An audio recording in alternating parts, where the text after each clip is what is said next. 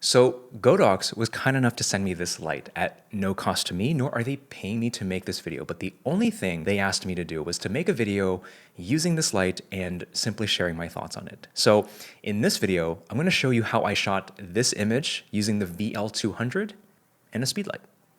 So the reason I wanted to use this light combined with flash was because I wanted to see how far I could push my f-stop while still being able to register an exposure from the VL200. In other words, I just wanted to see how bright this light can get.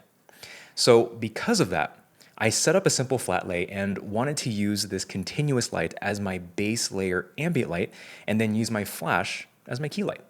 Now, in order to get this right, there needs to be a good balance between ambient and flash exposure. And if you're unfamiliar with that, I have a video that explains and demonstrates that right up here. It actually might be right here. Right up here. Whatever it is, it'll pop up. A word of caution, it was one of my first videos, so I'm sorry if the beginning is a little slow. I do get to the point a little later in the video. So I mounted the VL200 on a C-stand. It was attached to a spigot that was held by this grip like so. The light was angled downwards, and I attached an aperture lantern to it as my modifier. I used the lantern because I wanted this light to be my fill light, and because it's my fill light, I wanted it to be as flat and subtle as possible. Does fill light always have to be that way? No. Are there other ways to create flat lighting without needing a lantern? Absolutely. Remember, the idea is just to make sure that your fill light doesn't interfere with your key light, which is why having your fill light be flat and underexposed is ideal. For this case, I had the lantern overhead and a little off center so that it slightly matches the direction of where my flash would come from. Now, here was the test. I set the light at 100%. I locked in my settings at 100 ISO, and I left my shutter speed at 200th of a second, which is, of course, this camera's maximum sync speed. And from there, it's just a matter of how much I could close my aperture until I no longer register an exposure from the Godox light. Now, I was able to get a decent base layer exposure at f8, which is pretty awesome.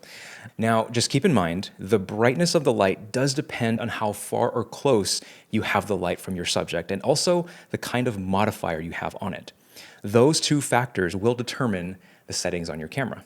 All right, then I set up my flash, which is the A1, and I had placed it in front of my trusty little gobo that I made for a previous video. In the first few test shots, I noticed the light coming through the gobo was a little too much. It was too bright and harsh, so I ended up cutting up pieces of my diffusion material and taped them against the certain spots where the light was going through.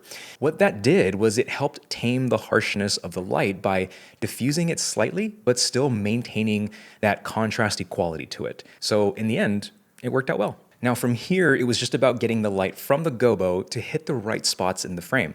As you can see from the test shots, they weren't quite landing where I wanted them to until I came to this shot.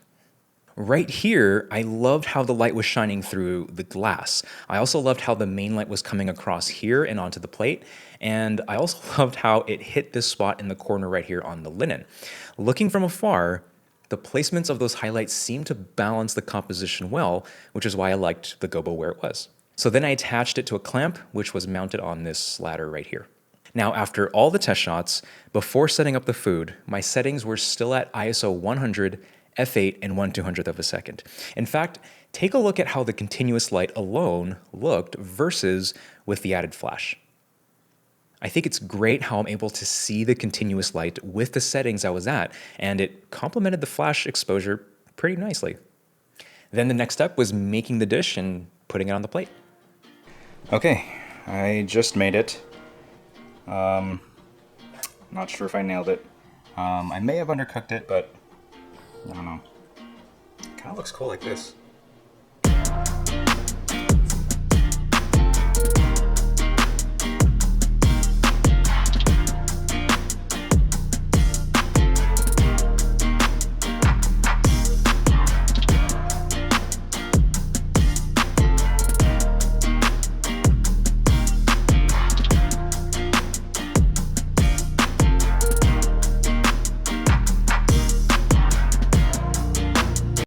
This stupid cheese. I don't know what to do with it. I'm just kidding, cheese. You're delicious. You're okay.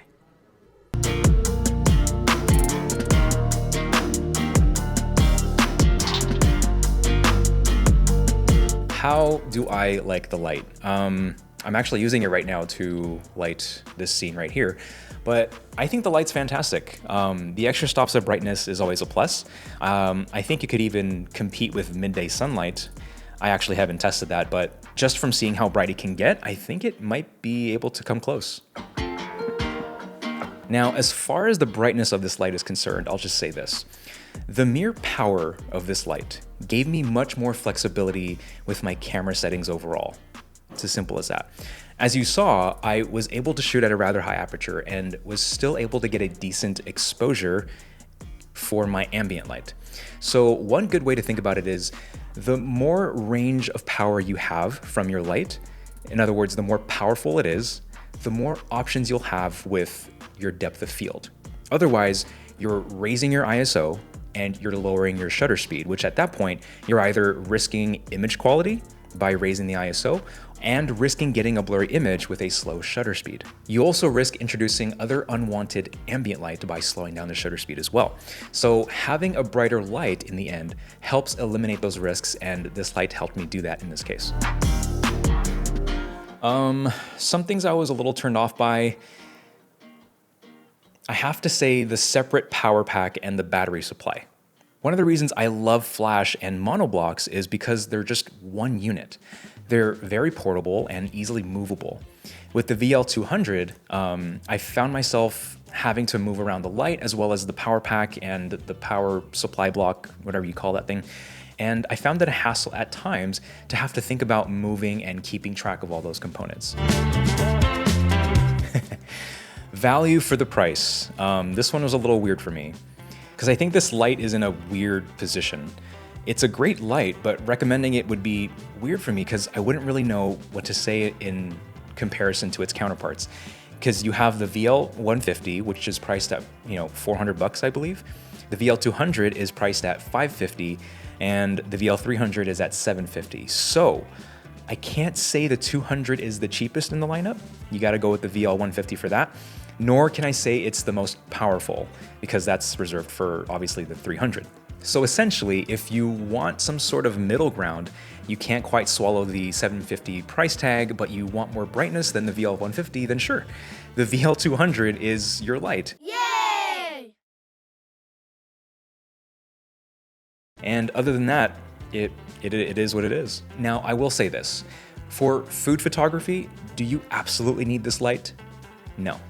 There are much more economical and portable solutions out there. I think even the VL150 would be more than enough. From what I've heard in other reviews, it's even brighter than the Aperture 120D Mark II, so that's good news. It could be good. If you are thinking about getting one of these VL series lights, I personally don't think you'll be going wrong if you choose any one of them. Since I've only used the VL200, I'll say it's an overall fantastic light. It's very bright, highly color accurate, and it's more than enough for even my line of work. So yeah. Yep. All right, so first I want to say thank you to Godox for sending over this light, and then give this video a thumbs up if you found it helpful, and remember to subscribe to this channel if you aren't already. Also, remember to sign up for my email list as well. The link to do that is in the description below, and you'll be notified with updates regarding my lighting course, which I will be releasing soon. Other than that, thanks again for watching all the way through. I really appreciate it, and I hope you're having a great day, and I will talk with you in the next video.